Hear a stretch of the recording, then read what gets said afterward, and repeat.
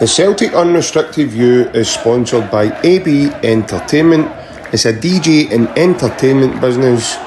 And we are also partnered by MCM Framing Services and Hoops Memorabilia. Both our sponsor and our partner are on social media and can be found on Facebook or Instagram. So feel free, guys, to check them out as they offer fantastic services, and enjoy the upcoming episode. Hail, hail.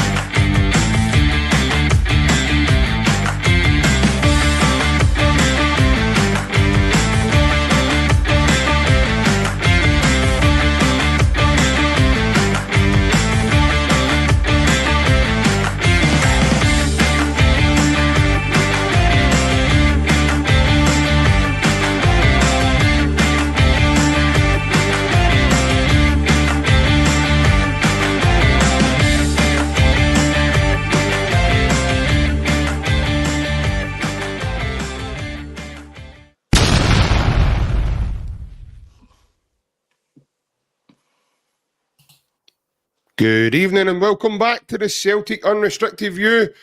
I'm JP and I'm joined this evening by two good men, Mr. Ryan Clifford and Mr. Alan Stirling.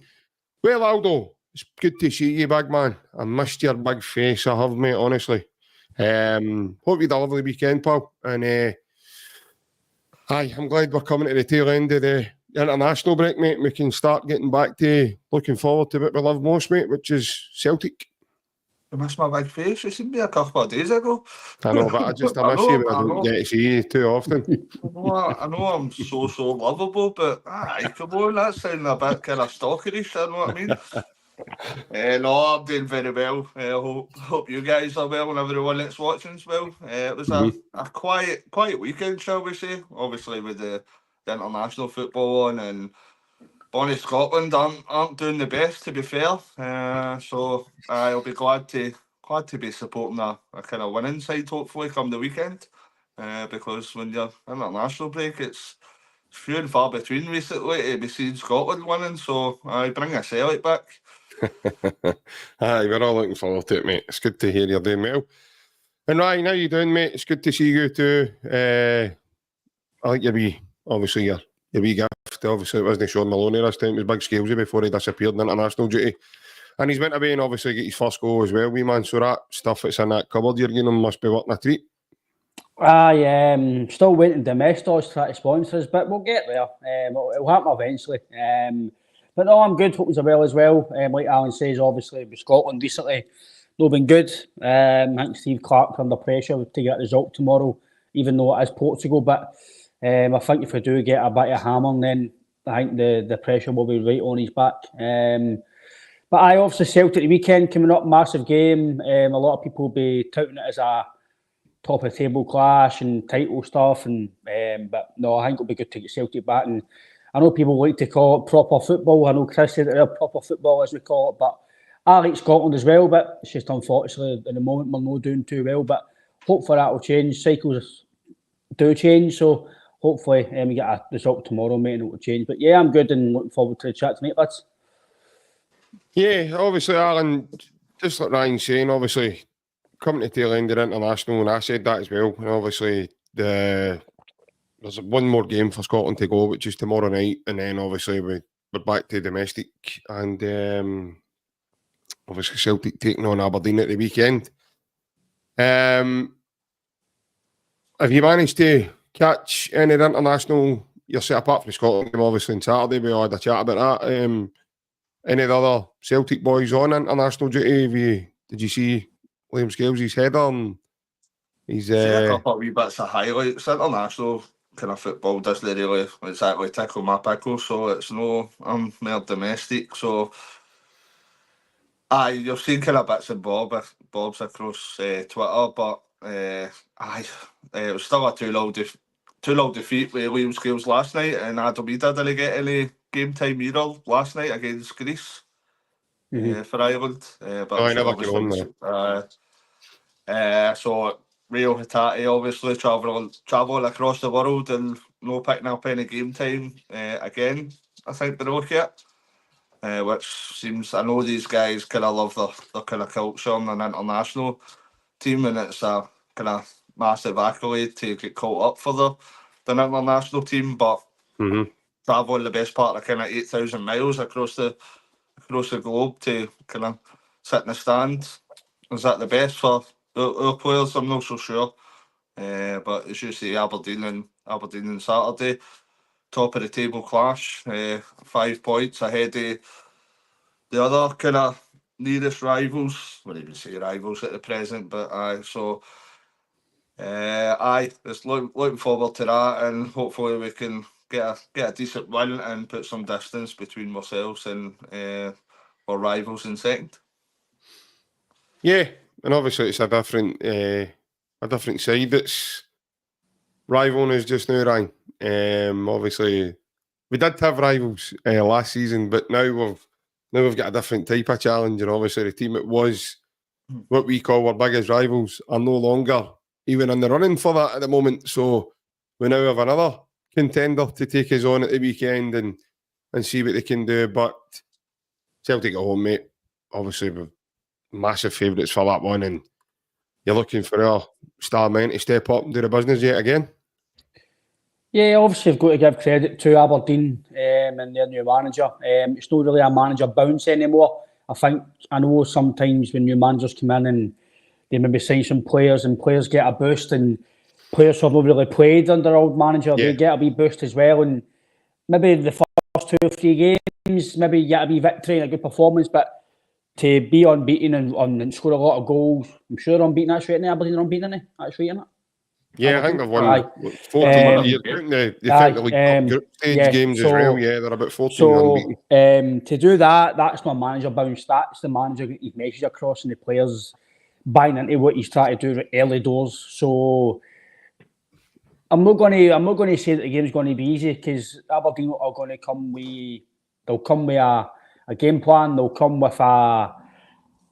and come with a game that's going to, if we've got any weakness in our armour, if it's tiredness for international duty, if it's a come down for Dortmund style or the players style, who knows? But they'll try and get any wee chink in our armour that they can. The manager's well regarded, obviously for Sweden as well in the Swedish league. So he's done well with Aberdeen so far. I can't comment Aberdeen too much because I've not seen much of their games. I've only seen highlights and wee bits and bobs. So I don't know how they've been playing properly. I don't know how their style is. I don't know too much of it, but all I know is that it's not a manager bounce, because to do the performances by results-wise, I'm only going by results-wise, and to go that distance, they've obviously done no bad. So it's not a manager bounce any longer. So we'll need to be, don't want to say 100%, but we'll definitely need to be pretty good to get a result in Aberdeen, really, to hopefully, like they always do normally. I don't want to come back next week and people say, "Oh, Ryan shouldn't have said that." But Aberdeen tend to come to Celtic Park and Ibrox and don't really do too well. They get the odd draw here and there, or they get the odd performance, but recent times they've not done the best at Celtic Park. So if you want to call it bottle it, they always come to Celtic Park and Ibrox with good runs, and then they bottle it. It's Petodi, it's more chance of getting a result. So, but no, listen, I think we're all looking forward to the game at the weekend. Looking forward to get Celtic back and international break. Hopefully, players come back from the injuries and fully fit and all ready to go. Yeah, obviously Aberdeen this season, Alan, they certainly look a better side than the season last. They look as if they've got a pretty new way of doing things. I watched them at the weekend against Hearts, and they played some really nice stuff. They've got some really good players that can, take the ball under pressure. The boy Keshikin, he played against England last night for Finland as well. He looks very good, very dynamic, very fast. He's one of their new wingers.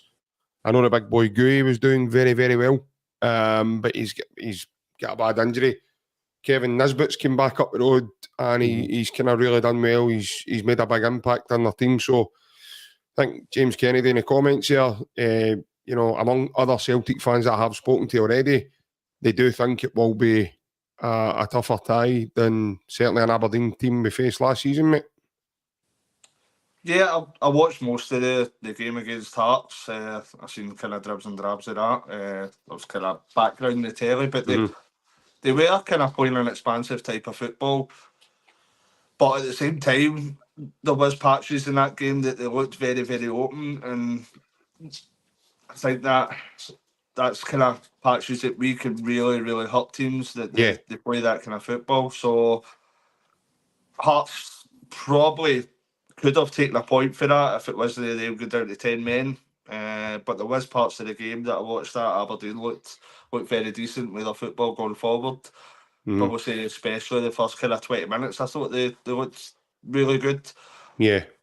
But if we've got kind of aspirations to continue winning league titles and domestic trophies, then Aberdeen at home should be a fixture that we're looking to take kind of maximum points with. And kind of, I think after the international break, we're looking for a performance that kind of looks like the start of the season as well. We obviously, after the Dortmund game, the performance dipped. We managed to get the kind of late winner in our last league game, but I would like to see a kind of performance that's similar to the performances we've seen at the start of the season, because we were on a proper run there. We were looking kind of good every single game, really threatening, and probably the best start to a season I've seen in a long time.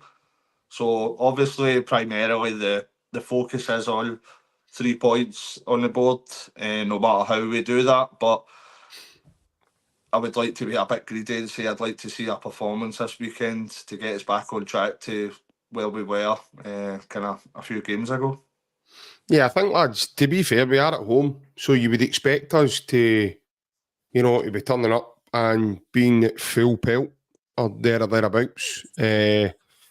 Especially after that, we're going into an Atalanta game away from home in Italy, and you know, it's full pelt ahead for the next foreseeable coming weeks.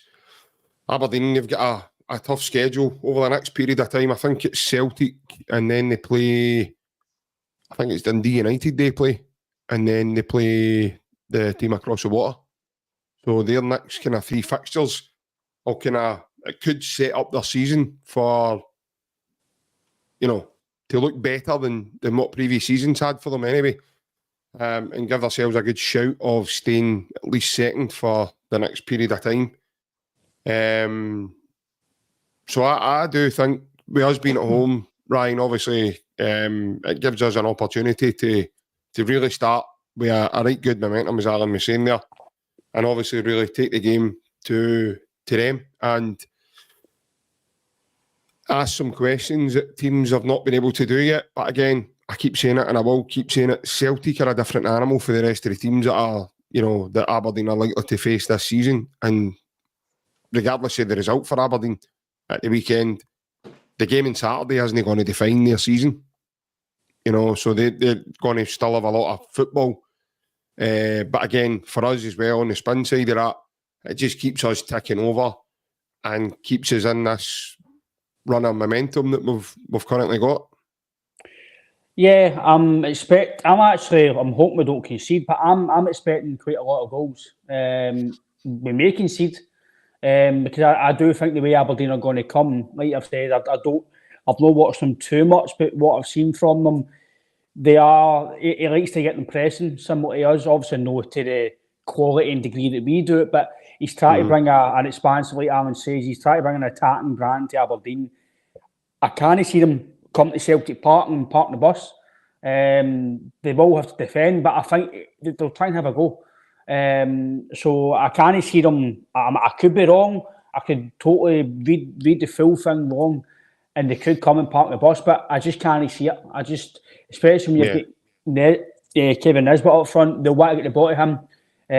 He might have a wee point to prove as well for, obviously, more Scotland squads coming up as well. So Aberdeen have got a point to prove as well. They'll want to come and know it's not a fluke, but they'll not want to go to Celtic Park and get a drubbing, and then people are going to go, there we go, that'll be them derailed now. So they want to come and put up a performance against us, and obviously their manager as well, he want to come and put a performance up for his own CV as well, to go, well, I'm here to try and split Celtic and them across the water. Because Wolves were looking at him, considering that your manager might be. So listen, I think, see if Aberdeen, God forgive it does happen, but see if he did come to Celtic Park and get a result, either beat us or a draw, then you probably will see the league. Oh, right, okay, maybe they might be try to challenge between the two of them. Listen, it's a long season, but it's so far the results wise have started well. But I'm going to agree with the two of you in terms of, if we turn up, anybody in this league, if we turn up, Celtic win the game. That's just, it's no being spoiled, it's no entitlement, it's no any of that. It's the facts, because we've got a better quality team. We've seen it against St Johnstone. I know St Johnstone, but that performance, I don't think it's spoken of highly enough. I know we could beat off the Dortmund convincingly. We went to Ross County and it showed character and patience and won the game. But some of the goals and the play against St Johnstone, no team in Scotland can do that. Even at a pump, no team in Scotland, leaving them across the water can do that. I know, and you've got some like Tom Warren's maybe the best player, but he's neat and tidy. He creates things. The boy, is it Servey? The boy at wide, he can be a bit creative. They've got players that can help them, but not to the degree they've got. Tierney, that's it. So they've not got the quality to play the football that we're. Tierney. It's when you said Servey there, I just remembered me Dominic Servey, the Celtic goalkeeper, a big boy for America. The boy for Czech Republic. So listen, if we turned up and we've got the kind of buzz about us,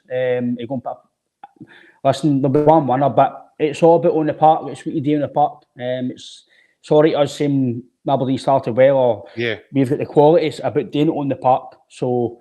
And then you want a good result for leading up to Atlanta as well, because you don't want any more pressure necessity that we need to have already for that game, because we all know that Tuesday morning, the press will be writing Wednesday morning, it's already there.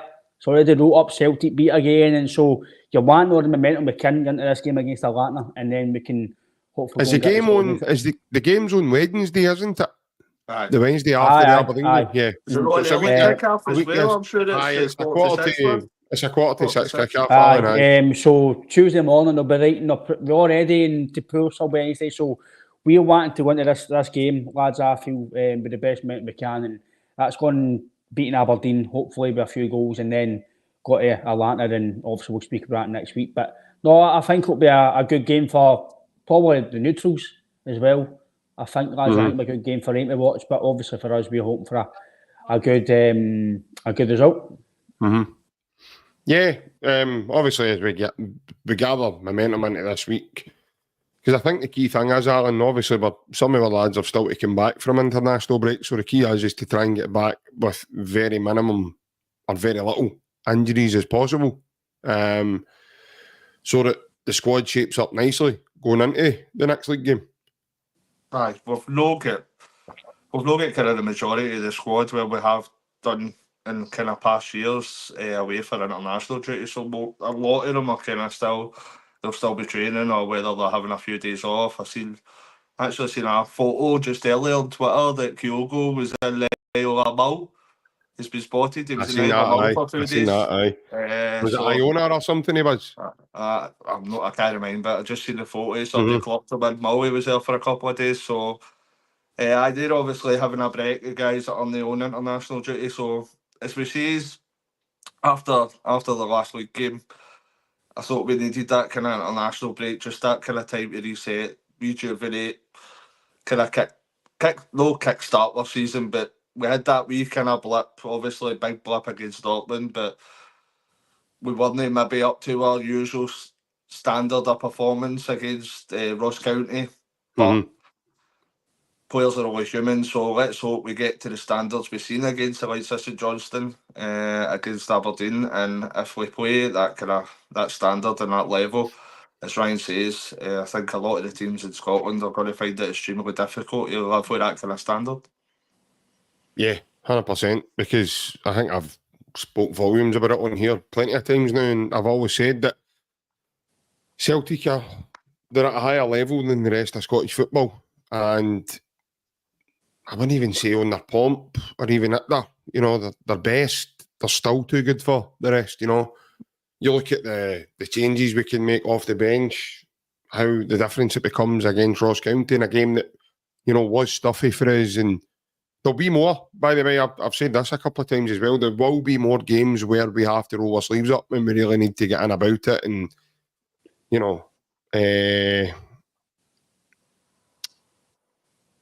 really, really,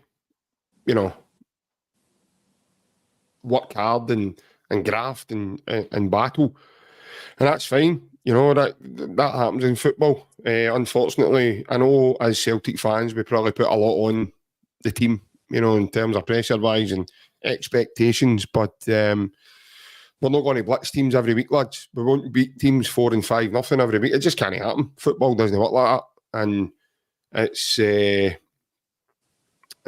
long season as well. Not just it's not just a comp.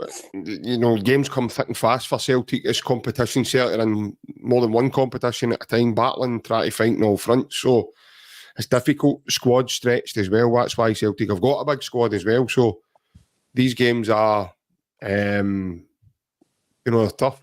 It's a tough year. But even if we don't turn up and we're tested in the game, we've got enough quality to overcome any hurdles in Scotland. I think you lads have touched on it as well. Anybody that we come up against in Scotland, and again, no disrespect, Ryan, but they just don't seem to have the quality level that we have, and that's just a fact. And I'm not being disrespectful, they've just not got the manpower. They might do well for 70 minutes, 65 minutes, 80 minutes, but then we've got guys like Kyogo who can come off the bench and score 2 goals if things aren't going well, or even create 2 goals with his bit of movement. We've got Bernardo who can shoot from outside the box, and before you know it, he scored 1 and set up another one. We've got Luke McCown who looks like he can play that iron needle type pass or over the top to unlock a really, really low block line. So we've got a lot of answers. We seem to have a lot of firepower in my squad now. And for me, mate, that's just what makes us far too good for the rest of Scottish football. Aye, it's definitely, for me, it's doing the hard work as well for the manager. It's all right, people saying that we've spent money and you've every right because you've got the best players to then go and play well.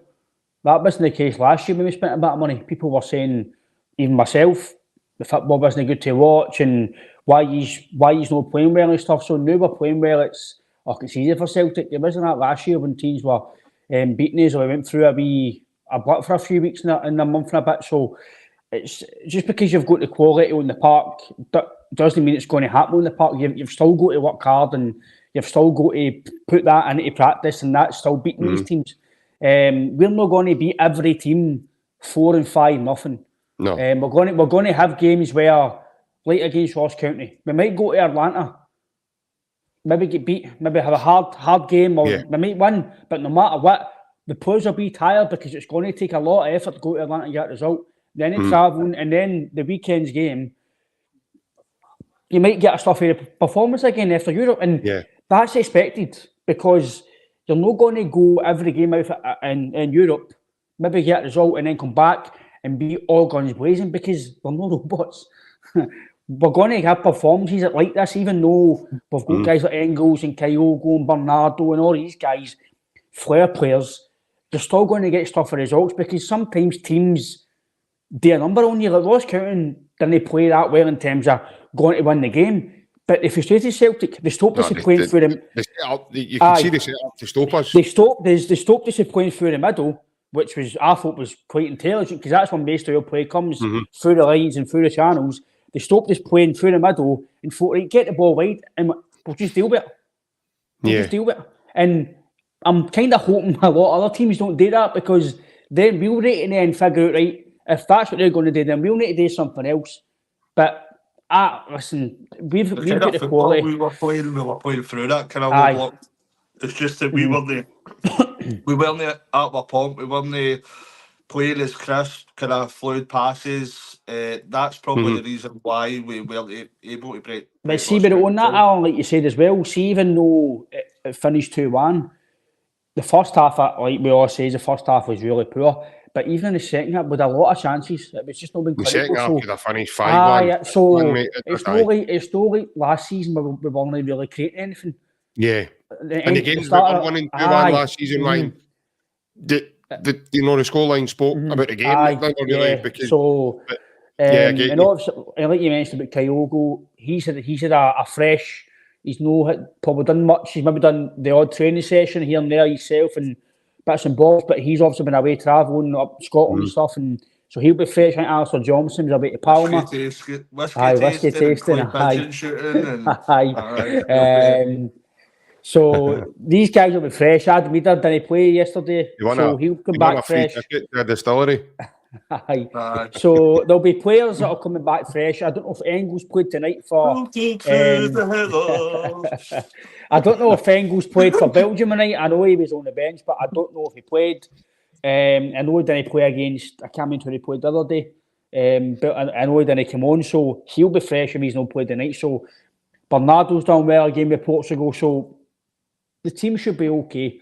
And talk with Bernardo, I think eventually, lads, I don't know about you, but I know Hatate's still really good, but he's one of our better players. It's currently 1-1 in the Belgium game, Ryan, and as yet, it's only 50 minutes in, 51 minutes in, and as yet, he's not appeared off the bench. He is on the bench. I think eventually Bernardo will be in the first 11. It might take a few more weeks to get in the team, a few more months, but I think eventually Bernardo will be in the team. I just think he's going to upset him now. You're going to upset him now. You will. No, but it's just, listen, I'm not saying it's Hatate's dragging him out, or I'm not saying who's dragging him out. I'm just saying I think eventually, if he keeps up the form, I know he didn't do too well against Dortmund, but most of the team didn't, JP. The team, nobody really played well. So the way Bernardo's come off the bench, the way that he's domestically anyway, that he's playing, it's going to be very hard not to play him if he keeps coming on and doing that and coming on and doing and chipping away. Yeah. Eventually, I called it pre-season after he signed, and I'll call it again. I think eventually he will go for very, very good money for Celtic, and he'll give us some very good exciting times at Celtic. Yeah, I just want to reply. I've seen a couple of messages there from my good man, Mr. John Shirley. He's obviously watched the podcast for quite some time. He's put on a message here regarding Jimmy Thielen. And obviously, John reckons that Jimmy Thielen's tactics, I don't know if this is a shot at humour from John. I know John is quite a humanist guy, and obviously he likes to joke a wee bit with the lads in the chat. So, but he's put in a wee comment here about Jimmy Thielen, and he said that his tactics are better than Brendan. Me personally, John, I've got to disagree with you, mate. I really have. You've got to look at the levels that Brendan's managed at. This guy, Jimmy Thielen, this guy's just came from Sweden into over to Europe. This is his first job out with his nation. So for me, mate, I've got to disagree. I've got to say that Brendan's a far superior manager. He's probably the most superior manager to the rest of the league, and that's just my opinion. I don't know about you lads. Well, there's no doubt that Brendan's the best man in Scotland. There's no doubt about it. He's, in terms of his trophy haul, in terms of what he's brought to Scottish football and Celtic, he's one of Scotland's best ever managers that's ever managed. He's done elsewhere, and all right. But in terms of just Celtic, he's one of the best managers that we've ever had in terms of quality of manager and what he's won. And if you look at his CV, what he's done overall and what he's done at Celtic, he's probably in the least, I don't know, potentially top 10 best manager to manage Scotland. Maybe at least top 20 at least anyway. He's definitely up there. He's one of the best I've ever seen. I know about, take away the European side, that's a total different kettle of fish. Yeah. Domestically, Brendan Rodgers is one of the best managers ever ever to manage Scotland. There's no doubt about that. His CV tells you that, what he's won, the players he's brought in, the brand of football that he brought to Celtic. So I can get about maybe John saying he's maybe, I think John's maybe getting on the fact that Aberdeen have started well, his tactics are doing well for Aberdeen. How will that combat against Brendan at Celtic? Who knows, John? It could be a good. Listen, John's obviously entitled to his own opinion. Definitely. It's definitely an opinion, Alan, that I can't. I certainly can't sit here and agree with that, mate, because for me, I'm going to put my neck in the line. I think Brendan Rodgers is the best manager I've seen at Celtic. And that's a big shout, considering we had guys like Martin O'Neill and, you know, you look at other achievements, but in terms of trophy hauls and everything else that we've won, I mean, the guy, put it this way, Brendan Rodgers is the reason why we, as a Celtic fan base, expect we're going to win the treble. I don't think that's far-fetched either, folks. I really think we're at a point where, you know, that, I mean, who's going to, if we do lose, it's going to take for another performance like Dortmund and one of the other teams to be really, really at their pomp, especially domestically. No, I can't, Alan, I don't know about that. Listen, fair play to John. I mean, that's a fair shout. I mean, if John thinks, obviously, Brendan Rodgers, Jimmy Taylor's tactics are better than Brendan's, and John's quite entitled to his opinion, like everybody else is individually, but for me personally, I can't agree with that. No, I can't either. I don't think there's been nowhere near enough time to kind of make a judgment on that either. You're talking about a guy that's came for the only kind of league that we're massively knowledgeable about, so he's come into the Scottish League. They've no really played, shall we say, the best sides in our league so far. Mm-hmm. He's done well, but to kind of put him up against somebody like, with the pedigree and the history, the record of Brendan Rodgers, for me it's different stratosphere stuff. There's a long, long way to go for Jimmy Thielen. I think Jimmy Neal's probably as close to Brendan Rodgers as Jimmy Thielen. So there's, for me, I get that the guy's done a decent job since he's come in. Think you've been wearing his crocodile shoes as well. His crocodile shoes, as Rita saying, pet. But he's done a good job with Aberdeen, considering where they were last year. They were in the bottom six last year, and they were kind of struggling. But they have had managers like kind of Stephen Glass and Barry Robson over the last kind of couple of years that they thought were going to be the kind of next big managers for Aberdeen. But this guy's come in this year, the kind of first few months, he's won every game. Mm-hmm. They're joint top of the league with Celtic on a lower goal difference than us, but you've got to kind of admire that he's done well, but to put him on the same kind of league as Brendan Rodgers, for me, that there's no question. Brendan Rodgers is far superior, and I think he will continue to be for seasons to come. Yeah, I think obviously John's put up another comment and he says, well, JP, the last game before the break, they were not in front first half, second half, they came back and won. We done the exact same thing, John. We came back to beat Ross County. Also, we were behind in the game as well. And Celtic have done that. Listen, Celtic have done that plenty of times. Celtic came back from a 5-point deficit last season and we went on and won a double. So, I mean, you could argue there's loads of things Brendan Rodgers has done that Jimmy Thielen hasn't. And I could probably, you know, I don't know that great deal about Jimmy Thielen.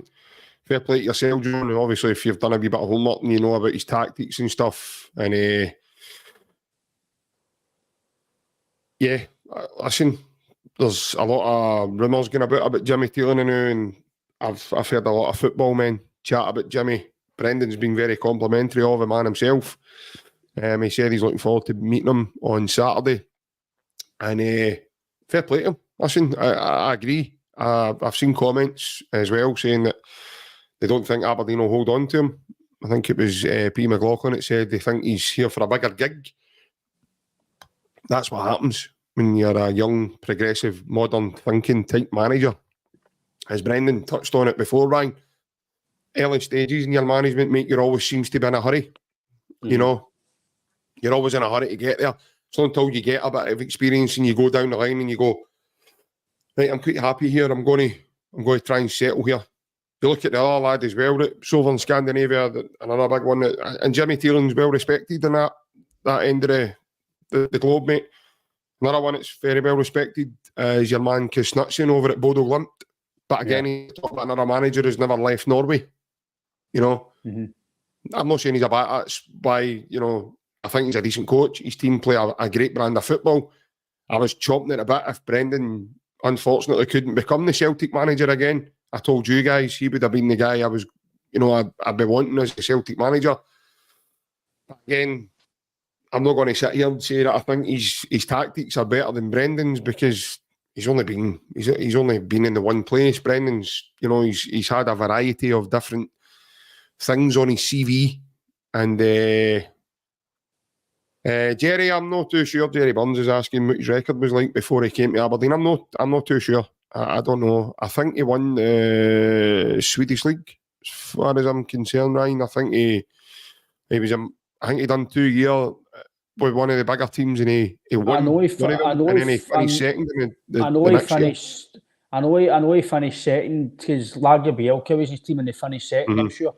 Elfsborg, wasn't it? Yeah, that's right. So I'm like you, mate. I generally don't know much about him. It's obviously because he's no part of Celtic and stuff. It's not somebody that I'm going to look into too much because it's not really. I don't need to. He's no towards us. So I'm not an Aberdeen fan. I don't really need to know much about him. We just need to know. We'll be able to see what he's like, what his team's like on Saturday. Because it's probably the biggest test he's has as a potential manager playing against Celtic, because there's not one team, even Malmo are only better than Celtic. Maybe one game they can beat Celtic, but I know in the past will beat us, but this is a different Celtic team to the team that Malmo beat under Ronald Dyer, I'm sure it was. So no, listen, the Swedish League's okay. For what the B teams I've seen, like Häcken and Malmo and stuff like that, and AIK as well, they're okay. I wouldn't say it's great. I wouldn't say it's really poor. I just want to say it's great. But you do get the odd decent play for that. Ryan, just as you're on that, mate, Plunge is asking, is the Swedish League better than ours? Honestly, Plunge, I couldn't tell you. I've not seen enough of it. But the top teams like Malmo and AIK, I'm sure we beat them in the qualifiers quite easily under Neil Lennon. And we didn't beat Malmo. No, we didn't beat Malmo, but I was under Ronald Dyer, and I know we won the league, the double, and with Dyer and stuff, but the football wasn't great with Dyer, and the team was up and down, and Brown was injured. Scott Brown was injured. We were signing like Carlton Cole and Kazim Mitchells, and we were signing other guys that really weren't up to the standard of Celtic. So Joanger Bergets. Like Bergets and stuff like that. So, but look, I think in terms of so in terms of what the game of the weekend, it's I agree with John. Listen, it's about opinions. It's what you feel. But take away the European side, Brendan Rodgers domestically, tactically, is basically untouchable. Look at his record. He's won just about nearly every derby game that he's played in. And that's the toughest test you're going to get in Scotland. Am I even saying he's only lost one? I think so. Something like that. His record's really good, and a lot of his games have been with 3 and 4 goals as well. See the one Katic scored at Celtic Park? That was Neil Lennon, wasn't it? That was Gerrard, wasn't it? It was Gerrard, but I'm trying to think. That was Lennon. It was the Celtic manager. I was Gerrard. Ryan Kent scored the first goal, yes, and then I was Lennon. So his record's very good. So obviously, listen, take away Europe. We all know what us in Europe and our tactics. We need to change. Domestically, Alan, even Ange was the same in Scotland. What he done in Scotland, was it 5 trophies in 2 years, Ange? So, in Celtic managers in recent times, tactically, I don't think you can really question the amount of trophies we've won domestically. As I say in the previous comment, we can't really judge the Aberdeen manager in comparison to Brendan Rodgers. You're asking the question there, what he's done before he came to Aberdeen. If we had any idea, he could have been working like here, selling meatballs for all I know the last couple of years. I've no idea. Not a clue. I don't keep up to date with Swedish football. Do you think he was on the books with Quan and that? Aye. Well, he's at the Swedish branch in the IKEA selling the Swedish meatballs. So that's what he was doing. I think that's how he's in Scottish football, Quan and that. I've got him in. If he doesn't know the 4-3-3, he'll know about flat pack furniture. I'll tell you that for nothing. He thinks a 4-3-3 is a bedside table. I bet his wife's turning an all the Swedish good lookers. So aye. The 3-3's a handle on the drawers. Get it out. Take the wellies out the case. They'll have to. Brendan will be up there and they'll be like, why is there arrows in the fire here? There's arrows pointing around where to go. Let's give it to Tawdry as soon as the boys walk in. I'm like, follow the path. Don't stray for the path. Stay on the path. So I love him in that bit. Aye. Tapes at ABBA playing as soon as you get off the bus. Aye. In regards to how kind of well Brendan's done domestically, I think that's not even in question.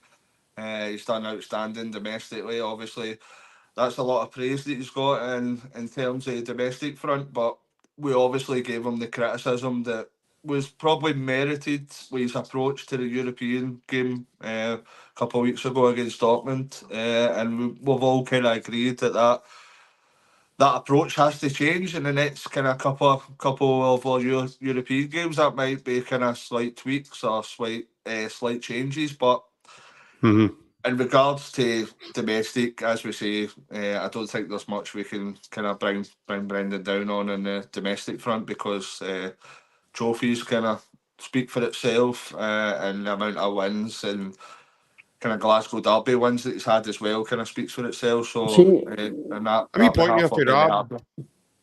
here for Rab, Brian, as well. He says Rodgers is a poor manager when it comes to Europe.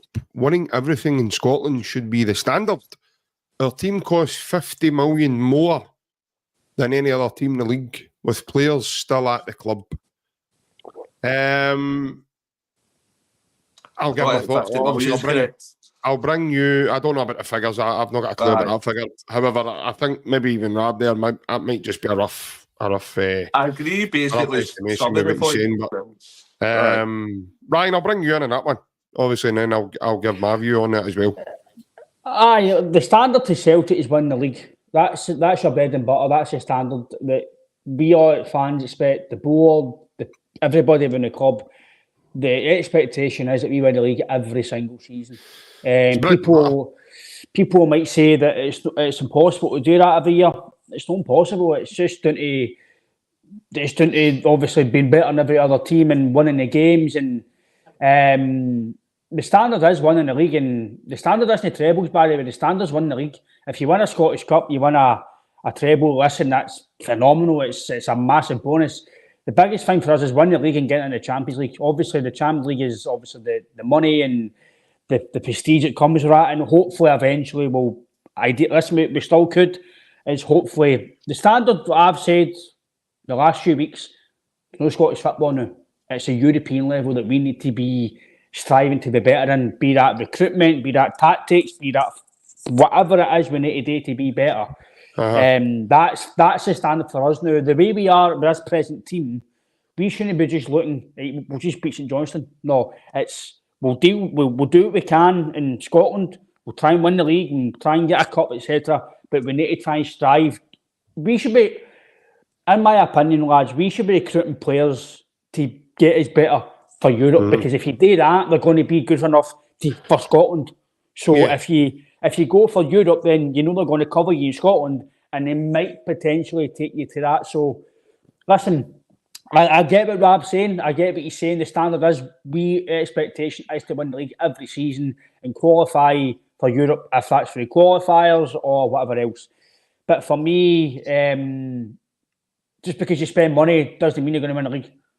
Doesn't mean you're going to have 4-0s and 3-0s and winning every game. It's all you spend the money, but you still need to go on the park, you still need to do the team talk, you still need to train hard during the week, you still need to do every single thing to go and win a game this Saturday. So I get what Rab's saying, but it's what you do on the park. It's not how much money. It's not, the money helps, but money doesn't always guarantee success.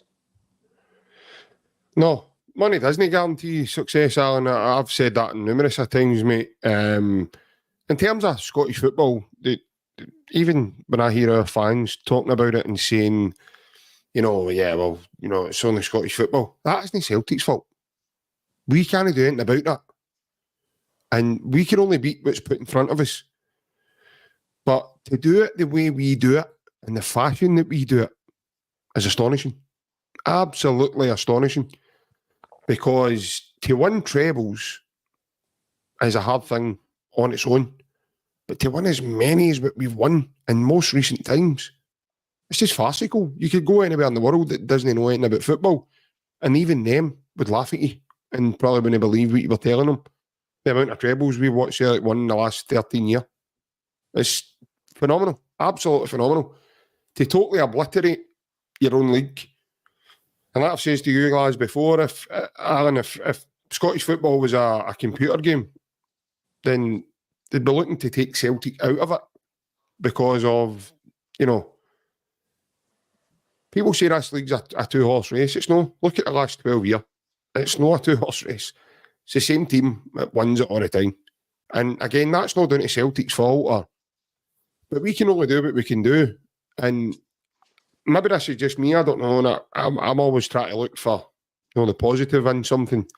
Obviously, the previous result against Borussia Dortmund, I couldn't even spin that one. I know I can normally sell sand to the Arabs with beach balls and flip-flops and everything made them. I think Craig White could have spun that one. No, I don't even think a pound would have helped me that night, to be fair. Well, that pound will go to some bleach at Aldi a little. Not even Charles Green lying in his hospital bed would have been able to help me that night, by the way, I'll tell you. Talking about how unwell he is and talking about how the Dallas Cowboys were coming to put money in and all that kind of stuff as well. That couldn't help me. But as I said, it's, I always think, I don't look at it that way. Oh, it's only Scottish football. Listen, you've still got to play your 30 odd, 40 games, whatever it might be. If you're playing the cup competitions as well, you've still got to go and attack that season. But to be as relentless as what we have and go and have the hunger, not just any, to have that desire and hunger, to want to, guys like Callum McGregor, you watch that recent documentary, Inside the Huddle, and you see what they're all about. You see how they behave with one another. You see how switched on they are when it comes as what I call the business end of the season, Alan. For me, mate, it's just remarkable. No, there's no doubt that domestically, over the last kind of decade or so, we've done a fantastic job. I do agree to a certain degree with some of kind of Rab's comment there. It's not just about the money, but we might have the most money, but along with that, we've got the best manager, we've got the best players, we've got the best setup, we've got the best infrastructure, we've got the best network, we've got best kind of advertising, etc., etc. So you put all of these things together. If we're the best at everything across those fields in our country, then you do expect we should be winning the league because we're the best at everything. So if we didn't win the league, consider we've got the best everything in the country, you would be slightly concerned. It doesn't happen kind of year on year. There is times that things happen. You can only look at down south and kind of Leicester winning the Premier League. I think that's probably the perfect example. But when you look at the start of the season, Celtic are kind of massive favourites for a reason. It's because of everything that we're number one on. When you look at the quality of players that we've got, the amount of money, as I say, the infrastructure, the network, etc. That puts us in a place that we should be winning at least the league title. But now, as Ryan said earlier, we're now in a place that we're trying to progress in Europe, but we need a slightly different approach. We need a slightly different setup for the manager, I think. I hope he's learned for that Dortmund game. But I think the domestic side, we've done absolutely fantastic to win these amount of trophies over the last number of years. It doesn't matter who we've been up against, we've still kept a fairly good, no, better than fairly good, a great level of consistency in regards to how many trophies we're winning year on year. And we can only kind of take care of what's in front of us. So, yeah, absolutely fantastic. But the way the club's kind of set up just now, in comparison to all the other teams, we're definitely favourites for every trophy that we come up against, kind of domestically. See, on that, Alan, right, obviously, it's maybe if you played football and been involved in teams, right, and won trophies or been involved in title challenges or cup finals, etc., right, I don't think people realise how hard it is to win a trophy at any level. Doesn't matter if it's amateur, junior, Man City, Celtic, but see to consistently turn out results, consistently turn up every day to strive to win a trophy, to make sure you're right for the Saturday, right for the Wednesday, right for the Tuesday, whatever it is, to do that majority, because now league seasons now used to be maybe 9 months or something. Now they're getting to like 11 months with the international games. So players are looking at a lot of breaks and they're turning out results. And I'm starting to try my best to be as less critical as I can sometimes, because by playing football myself and being involved in trophies and winning stuff, it's so hard to turn out that every single day training for the guy. I know they're getting paid a lot of money, but to get up every day and keep doing it. I know we do that for our work, right? I get that. And go up every day and go to work. No, that's what I'm saying. I get that. No, but what I'm saying is, for us as a fan, to continually to win trophies year in and year out, that's hard at any level. So nobody can. It doesn't matter if it's Scotland or England success or isn't France. Something you're gifted. Success isn't something but what you're saying, Alan, spot on. If you're the best at everything and we don't win the league, then you're right. Why even win the league? Where's the debrief here? What's happened during the season? Like JP said, like you've said there, sorry, the Leicester, that could happen, but there's I'll put this out right now. There's no chance Aberdeen are winning the league. Right? People can clip this. It's no happening. Right? That's no happening in Scotland. There's no team at Aberdeen, St Mirren are winning the league when we're if Aberdeen won the league, we're going for Johnny Taylor. Aye. Listen, it's not happening. Trust me, it's not happening. Winning trophies is hard. Doesn't matter what level you're playing at. See, you consistently do that every single year, day in, day out, to strive to eat well and train hard and make sure your body's right. And it's so hard. I know these guys are getting paid a amount of money. Take me what we do for livings and what we do our job, right? I'm just talking about as a football player. Some guys mentally can't do it. Some guys can't wake up every day and train hard and eat well and no drink alcohol and no do this and no do that. Players can't do that. But the good guys who win trophies, that's why they're playing for Celtic and Barcelona, because they can do it. And I think sometimes myself, I need to take a step back and go, wait a minute, like these guys have, like, I criticise them, maybe Scales and Taylor, that pass was bad, but when you look at, I know what you're saying, it's their job, but there's guys that get paid a lot of money and win nothing. They don't win nothing, they get relegated, and they're getting good money, but they're not winning trophies. So to win trophies... There's a great example of a guy that earned a lot of money for a game. I totally get, listen, I totally get, it might be easy to just wake up and go, I'm getting paid 10 grand this week. I'll go to train and I'll go to Nando's. You know what, we can beat Saturday.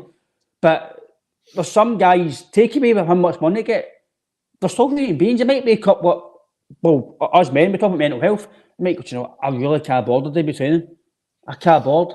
But they need to, because I need to prepare for that Saturday. I need to make sure I'm not letting my family down, I'm letting the fans down, I'm letting the club down. I need to turn up. So to win trophies, lads, and keep doing that every day in training and to try, listen, it's phenomenal what we've done. Take away the European exploits, no matter who we're playing against, to win. I've seen Celtic win 67 trebles. I've seen us win a quadruple treble. That's frightening. That's phenomenal.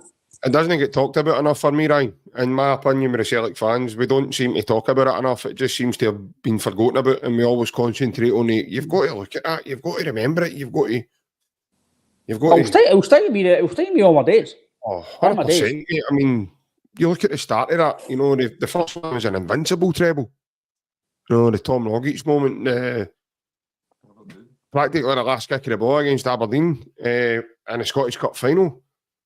What a feeling that! I mean, as a Celtic fan, what a feeling that is. And, that's the best moment I've ever had as a fan.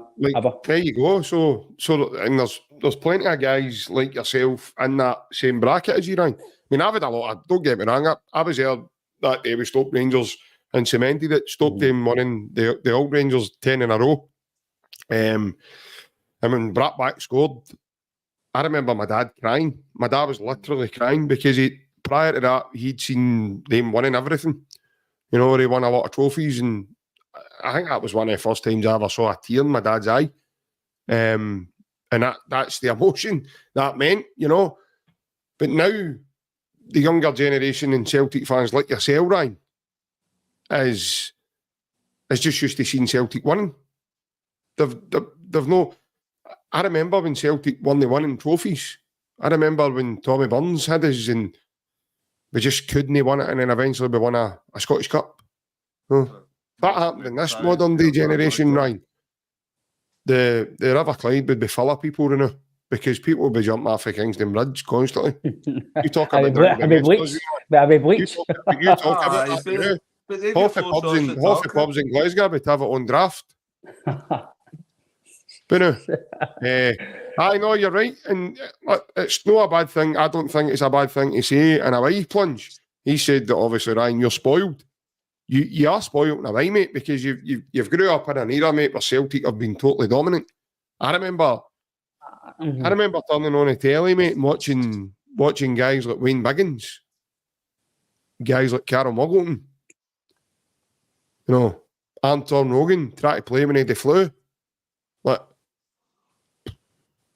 some of these guys, mate, by Grab Douglas, look like you. Obviously, I've seen Celtic losing the 10 and losing last minute Motherwell and stuff like that, and helicopter and whatever else, Sunday stuff like that. Listen, horrible day, man. I think see as well, because I've see if you've played football, right, and you've been through football teams and you've been beat with last minute goals, and I can mind I lost a league title on goal difference.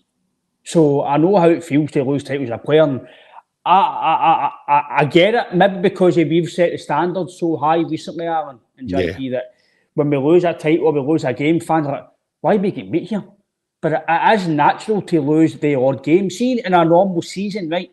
Now, when I'm talking when Celtic and Old Rangers were at it, when it was Barry Ferguson and Scott Brown and Petrov and all the guys, it was really, really good football players, and it was quality football players, two quality teams. And I was like, how can I explain it?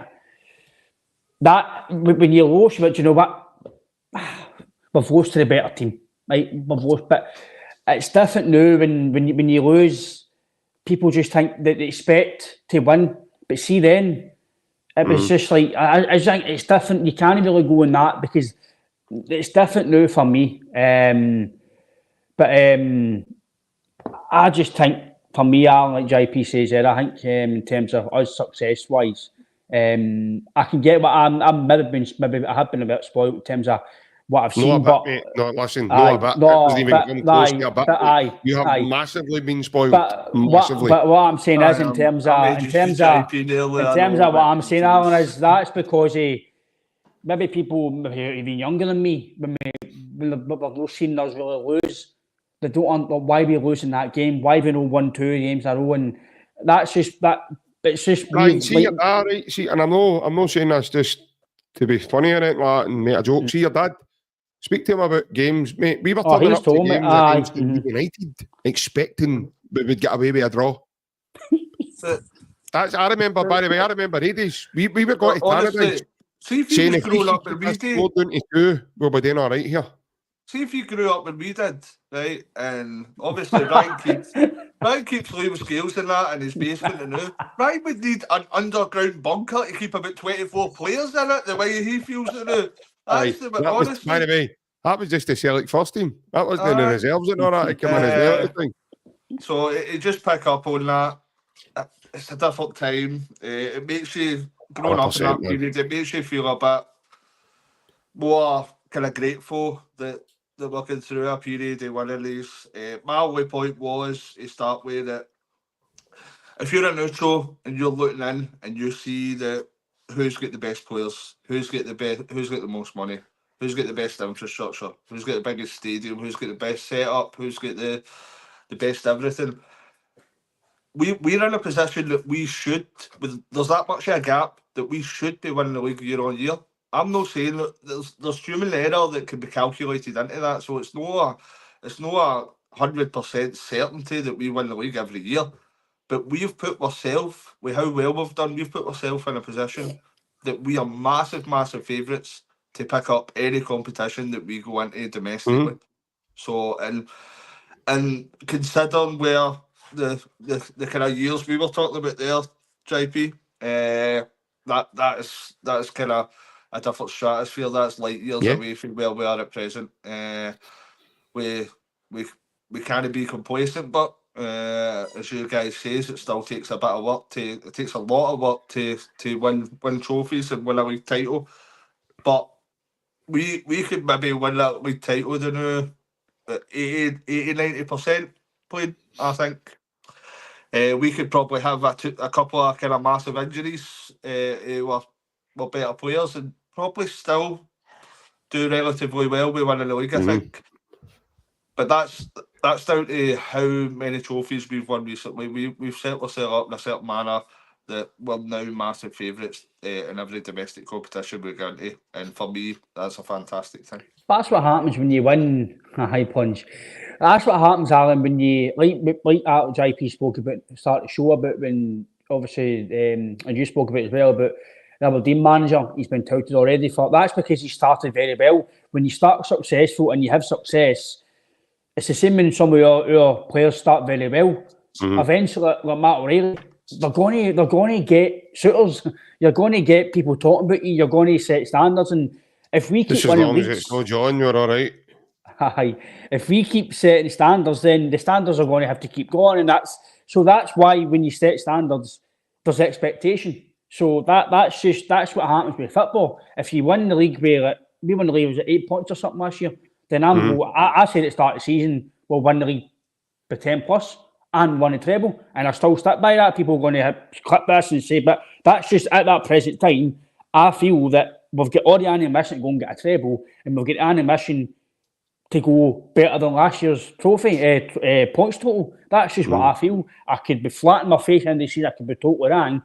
But like I've said to you lads, you can't go on hindsight. You can only talk about what you feel right now, and what we all probably feel is we're the best squad, best manager. We've got the best important players in the team. Yep. So that's going to coincide with probably winning the league.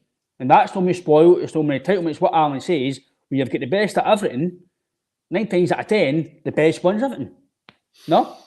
Yeah, but you've got to keep that winning momentum. You've got to keep that hard work, determination, and grit and everything. You've got to do it.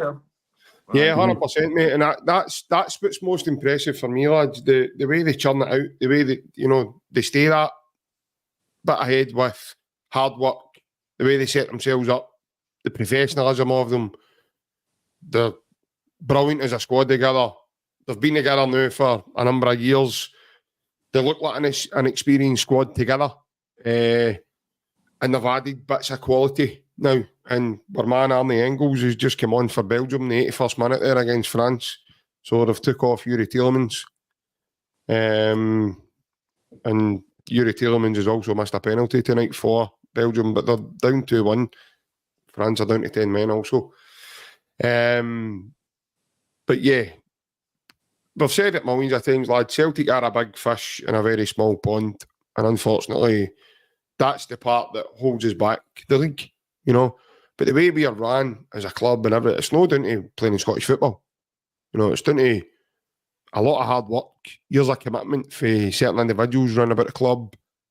You know, I've always said that the Celtic fans at the time didn't know what they had until it's no longer with us, and we've got a lot to thank Mr. Fergus McCann for.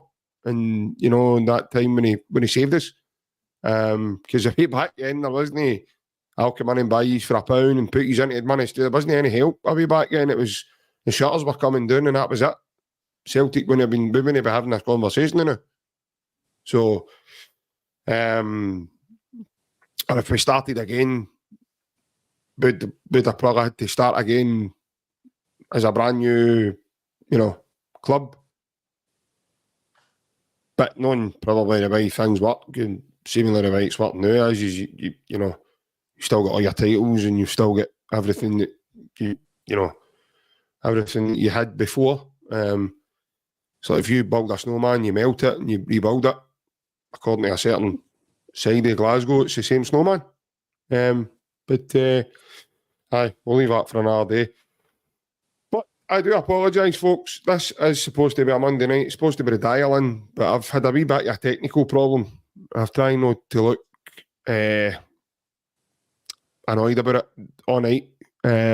I've not been able to put a link up for you guys. For whatever reason, this isn't playing ball tonight and it's not letting me put it in the chat. So I do apologise, and I've tried to put up as many comments as I can, and I've tried to interact with some of the points tonight for you. So I want to say I'm sorry just now. But that's the way the cookie crumbles, lads. Sometimes when you're live, things happen and you've got to roll with it. It's like boxing, you've got to roll with the punches. What I will say is most of you now will know this coming Saturday, it's been on the running bar for a wee while, Saturday the 19th of October, the Celtic Unrestricted View are hosting a night with Joe Miller, ex-Celtic winger. It's in the Morven Lounge in Glasgow. Tickets are £10. The tickets are now limited, folks. Okay, so if you've not already got your ticket, you're going to have to get your backside into gear and get a ticket, because you might not get one come the end of the week. And yeah, so if you've not already got your ticket, you can do it by paying your £10 into that wee PayPal address there, ryanclifford9@aol.co.uk, or alternatively, you can pop into the Morven and pick it up at a bar. You just leave your name, you pay your £10, and you will get a wee green wristband for yourself. If you don't have PayPal and you can't get up to the Morven just now in order to do any of that, please don't sit there and go, oh no, what am I going to do? I can't get a ticket. You need to contact us, guys, okay? So you need to send us a message on any one of our platforms, Facebook, Twitter, Instagram, TikTok. Even put in a comment on the YouTube community, and we can organise another way for you to get your payment across so that you don't miss out. I want to say thank you to yous that are in the chat just now who have purchased tickets. Alan, I don't know about yourself, mate, but Saturday's no longer away, mate, and we've waited a wee bit of time for this, and I'm really looking forward to it, mate. Definitely. Anyone that's not got their tickets and you can make it, get yourself along. It promises to be a great night. Obviously, it's Celtic player Joe Miller there. There'll be a few good stories. And us three, with a bit of professionalism mixed with a bit of banter as well. And we're resident DJ, we're sponsor that's going to be partying the night away for 7 to 12. So it promises to be a great night. Some raffles as well regarding Nicholas Cool match worn signed top, which will be up for grabs as well. Looking forward to it, and anybody that can get there, looking forward to meeting you guys. Ryan, yourself, wee man, I know you're chomping a bit to invite Mr. Miller onto your 10:30 show as well, mate. So be good to see what I want to see his reaction. I'm looking forward to it most. I can't wait to see Joe at half 10. He does not know what's going to happen. He's not experienced this, isn't he? No.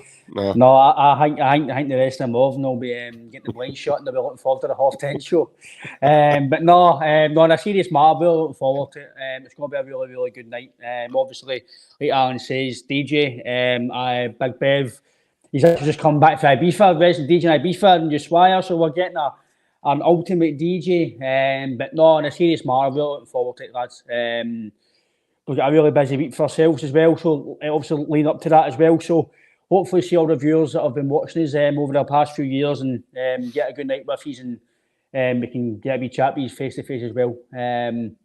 So Joe Miller, very, very, very good spell at Celtic. A lot of good times, played a lot of good players. So looking forward to meeting Joe in the flesh. Obviously, I'm quite a wee baby in terms of seeing Joe play, so it'll be good to hear his stories and get to know Joe as a person, not just a footballer as well. So looking forward to it and hope to see you there. Aye, just don't you be saying anything, Alan, about being older or younger for Tosh McKinley, and you'll be all right, I think, this time. I probably remember. I probably he did or something. Aye, if anybody wants to see a violent Joe Miller, come along on Saturday night. We'll bring a worst at them, don't worry about that. I'm not looking forward to it. I'm telling you, half 10s when all that stuff comes out. Aye, no, 100%, mate. It's when they chains and that start coming out, mate, I'll be going to the toilet. I think I'll be taking a break at that moment. I start getting a wee bit freaked out and stuff like that happens. But no, as the lad said, folks, we're really looking forward to it. And obviously, the ones that have bought tickets, plunge. I seen your comment, mate. I think we're sitting at just around the 40 mark, just over 40 with the pub sales. We've obviously sold quite a bit ourselves as well, so we're looking forward to a really good night, mate. So yeah, thank you again for the ones that have came along and got your tickets. For those of you that have, hopefully this is a wee kick up the backside for you to get along and get your tickets. If not, contact us and we'll sort you out and we'll get you. So final reminder for your TV licence, folks. You need to get final reminder for your TV licence, yeah. If you're not paid, we'll be there. As it gets to hump day and after hump, we'll be like, us three will be trying to get the rest of the tickets out, just like the Waltz, Muscles and Candy Apples get walking about your street shouting. But I get your sports socks. Sports socks, you just see me coming along your road, I'm like a floating boss out of tune if I like that. Joe Miller, £10. Get £10. Joe Miller, £10. Monsignor Miller, boy, I'll be like Big Jock. Come on now, Percy. Miller time. It's Miller time. But take care, folks. Stay tuned. Also, we've got a nice wee guest appearance this week for you as well. A nice guest episode, so stay tuned for that. We will announce that in the next couple of days. But yeah, take care. Hail, hail. We'll see you all again. Bye-bye. Hail, hail.